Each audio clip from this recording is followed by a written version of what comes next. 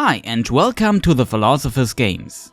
A Shadow of War story trailer was released 2 days ago, a good opportunity to have a look at it from a Tolkien lore perspective and analyze a bit. As always, this video is not meant to rant about Shadow of War. I just explain the differences, which there are plenty, and maybe come up with some theories on what could be in the game and how it could be connected to the lore of the books. I only consider The Hobbit, The Lord of the Rings, The Silmarillion and maybe Unfinished Tales. Also, obviously, spoiler warning, I show the trailer here.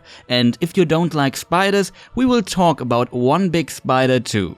Looking at the Middle-earth Shadow of War trailers, it becomes clear that they go to some degree into the direction of an alternate universe story. I can imagine it will tie into Lord of the Rings, but it changes many things on its way to it, as explained in my first lore video. So let's look at some differences and what those could mean from the book's perspective.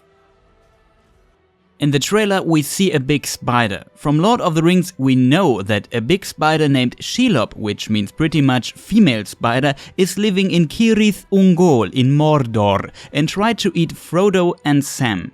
So what's going on with her? Shelob was born in Beleriand at the Ered Gorgoroth, the Mountains of Terror, during the First Age. Her mother was a spider-like demonic creature named Ungoliant, who had worked together with Melkor, or later known as Morgoth, the master of Sauron, to destroy the 2 trees of Valinor, who were, so to say, the world's light source at this time. This was before the First Age and before Sun and Moon existed, because these 2 would be created out of the last flower and the last fruit of those 2 trees. Morgoth promised Ungoliant to feed her elvish jewels. Her hunger to devour things was never satisfied, and after devouring the trees, she had grown in size and was quite powerful. But there were some jewels Morgoth didn't want to give her, the Silmaril.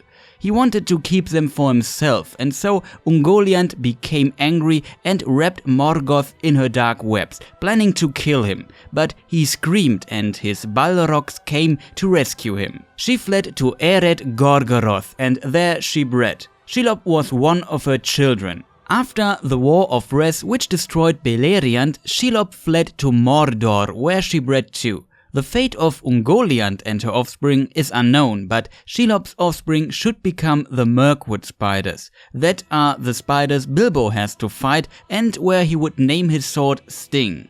What we know is that those creatures could communicate. It is said that Sauron would sometimes bring Shelob prisoners he didn't need anymore and watched how she played with her prey. They were loose allies, and she guarded one entrance to Mordor, but she also must have somehow made this deal with Gollum, so there is definitely intelligence in those spiders, and especially Shelob. Shadow of War spins this a little bit further and probably gave her the appearance of a mysterious woman. Maybe it's an illusion. We also see her wearing a ring which has a striking resemblance to that new ring we saw in the first trailer. I assume she is able to manipulate Talion to give her the ring, or gets it by accident and he tries to get it back. Maybe she is able to dominate Talion with the ring. In this scene we see, if you look closely, Celebrimbor as a spider. And in this scene here, a dark shroud surrounding her while looking at the ring.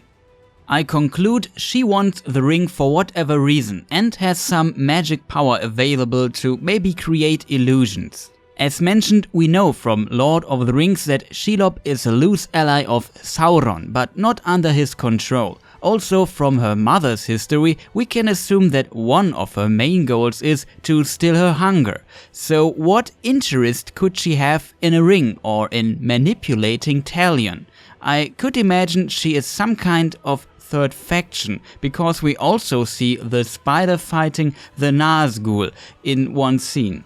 In this scene it seems that Talion tries to attack her. There is definitely some kind of conflict going on and she has most likely her own agenda.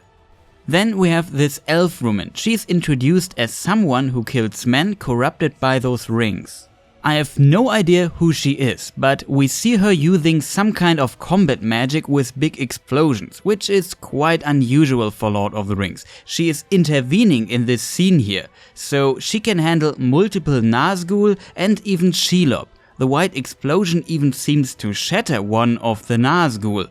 All these are indicators for a very powerful being, so she must be at least an elf. Also, her weapons look elvish. If we look at the most powerful elves in Middle-earth during this time in the Third Age, we find Galadriel, Glorfindel, Elrond, Círdan, Thranduil and Celeborn. She seems to hunt those Nazgul and have some kind of connection to them. The one in this list who also had some business with Nazgul, especially the Witch King of Angmar, and has some space to add a few fanfiction-like stories to, would be Glorfindel. He is a very powerful elf warrior who has beaten a Balrog but died himself and was reincarnated, was looked upon as an equal under the Maiar and sent back to Middle-earth to aid in the fight against Sauron. In the books, he brought Frodo to Rivendell when he was stabbed by the Nazgul. So she could be related to him, maybe his daughter. Another possibility could be an unknown daughter of Thranduil. It is unknown if Legolas had brothers or sisters, so maybe. I don't think it would fit for the other elves in the list, but this is pure speculation. She could also be a totally new character, but from what she does in the trailer, she would be in this list. Then we have this ghost army and a corrupted Talion. At least his eyes look strange. Maybe that is not Talion but one of the hands of Sauron, or Talion becomes one of them.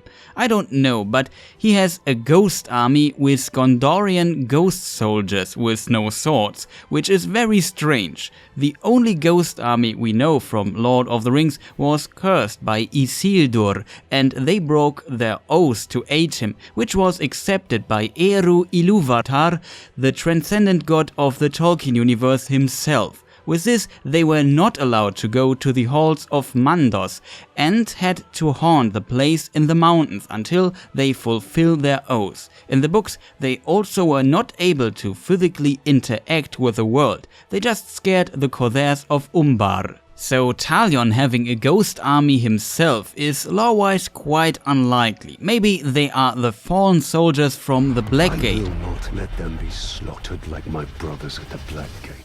Or the soldiers of Minas Ithil, and they are bound to him for some reason, maybe a curse. Another strange thing is that we see that tree woman. First I thought this is an Easter egg, but then it would not be in the trailer.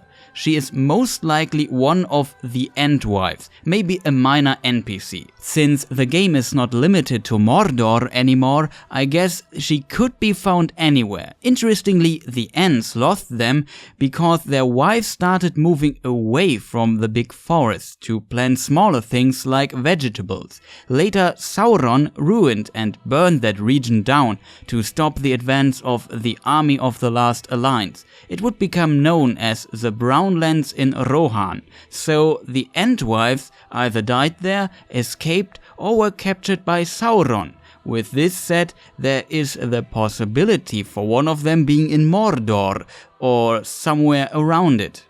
And last, we see the Balrog again, and it seems like Talion will fight it. From a lore perspective, this is quite unlikely that anybody would want to fight a Balrog 1v1. Those things are dangerous. They are Maiar like Gandalf, Saruman or Sauron. If we remember Lord of the Rings, we know Gandalf killed one but died in that battle too.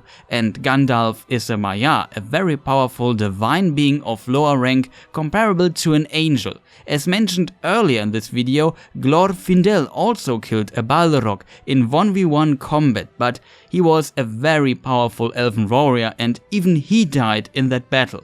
Same with Ecthelion, who fought with Glorfindel and slew Gothmog, lord of the Balrogs, but didn't survive this fight either. We see a pattern here.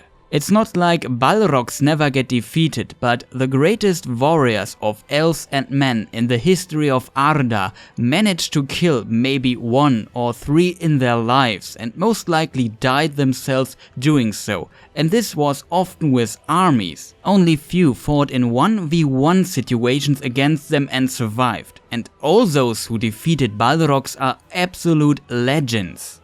Long story short, you don't want to fight a Balrog. Ever. It's like fighting another Sauron, maybe a bit weaker.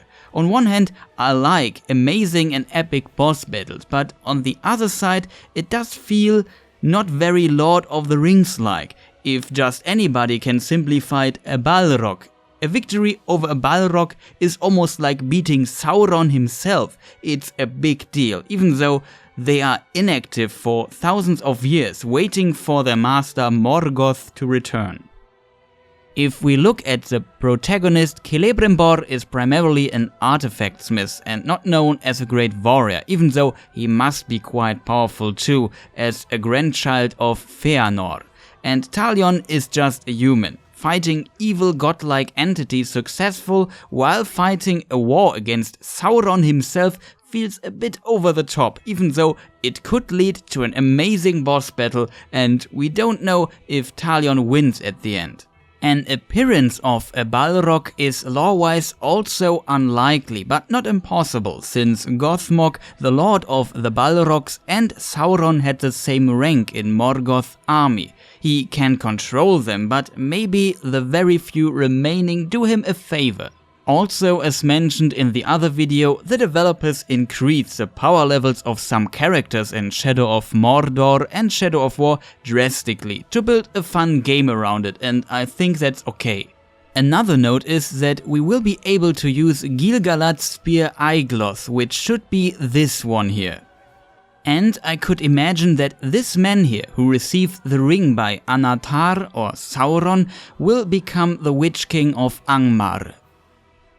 There could be said even more, but I will end the video here. I maybe try to get out another E3 video about some titles I look forward to, but I really wanted to make this little lore video here. I'm not sure if I'm able to make the other one in time, so no promise. If you want a good overview of what is coming at E3 this year and what might be coming, I have 2 detailed E3 videos. If you want to learn more about Lord of the Rings lore from the book's perspective, then check out my other lore videos. And of course, if you liked this video, consider the YouTube things. Thank you for watching and goodbye.